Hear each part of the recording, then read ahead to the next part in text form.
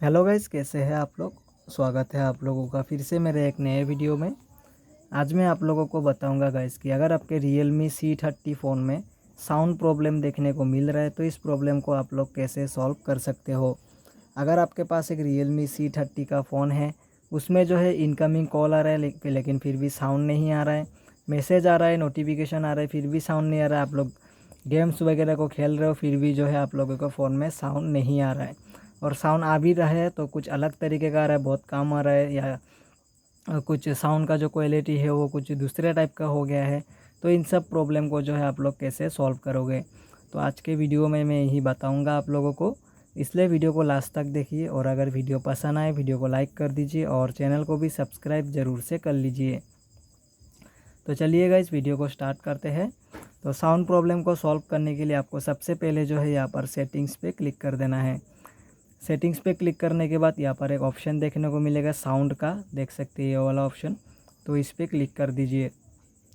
Click करने के बाद देख सकते हैं यहाँ पर वॉल्यूम का ऑप्शन है। अगर आपके फ़ोन में जो है ये मीडिया वॉल्यूम एकदम कम होगा तो यहाँ पर आप लोग गेम खेल लो या यूट्यूब में वीडियोज़ या जो भी देख लो, यहाँ पर साउंड नहीं आने वाला। तो इस मीडिया वॉल्यूम को आप लोगों को फुल कर देना है यहाँ पर से। तो इस बटन से भी आप लोग फुल कर सकते हो, लेकिन अगर आपका ये बटन ख़राब है तो यहाँ पर से फुल कर दीजिए। फुल करने के बाद आपका जो साउंड प्रॉब्लम है वो ज़रूर से सॉल्व हो जाएगा। उसके बाद आप लोगों को नीचे वाला ऑप्शन है कॉल वॉल्यूम लिखा हुआ है। जब आप लोगों के फ़ोन में कॉल आएगा तो यहाँ पर ये वॉल्यूम जो है अगर आपका एकदम कम होगा तो साउंड नहीं आएगा। तो इसको आप लोगों को यहाँ पर से फुल कर देना है। फुल करने के बाद आपका जो कॉल वॉल्यूम है वो आपको मिल जाएगा, कॉल वॉल्यूम आने लग जाएगा।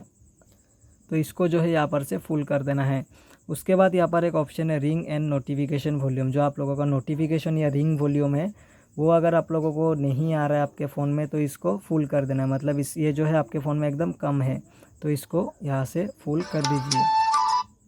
फुल करते ही यहाँ पर आप लोगों का जो साउंड प्रॉब्लम है वो सॉल्व हो जाएगा। इनकमिंग कॉल या जो नोटिफिकेशन का वॉल्यूम होता है वो यहाँ पर सॉल्व हो जाएगा। तो इसको फुल कर दीजिए।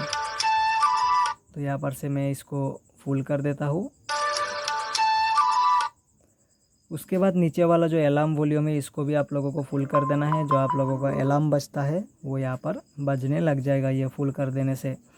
उसके बाद आप लोगों को नीचे स्क्रॉल डाउन करना है और यहाँ पर एक ऑप्शन देखने को मिलेगा डू नॉट डिस्टर्ब का, तो इस पर क्लिक कर दीजिए।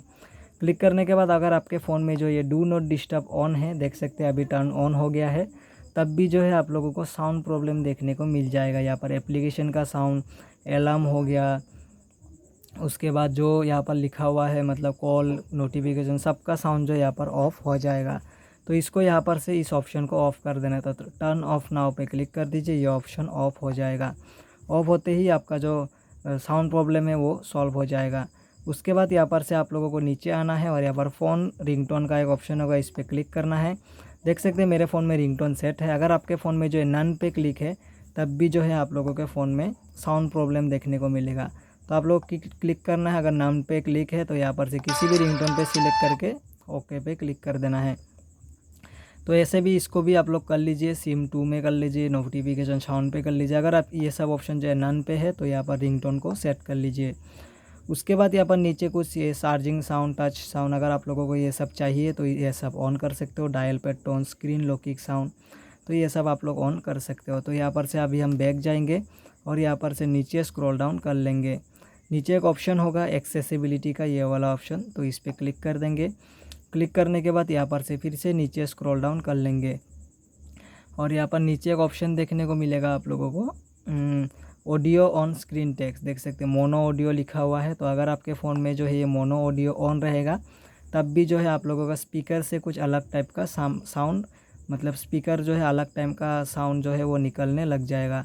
तो इसको यहाँ पर से ऑफ़ कर दीजिए। ऑफ़ करते ही आपका साउंड प्रॉब्लम सॉल्व हो जाएगा।